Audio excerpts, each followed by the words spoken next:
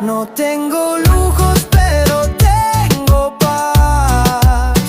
No tengo oro, pero sé amar. Un abrazo sincero me hace millonario. Una tarde tranquila vale más que un salario. Tú estás conmigo en lo simple y callado, y eso, mi Dios, es lo más sagrado.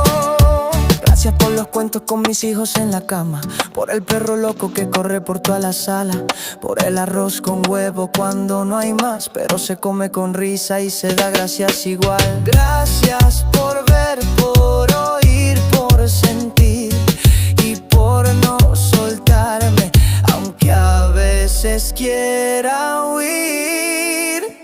No tengo luz,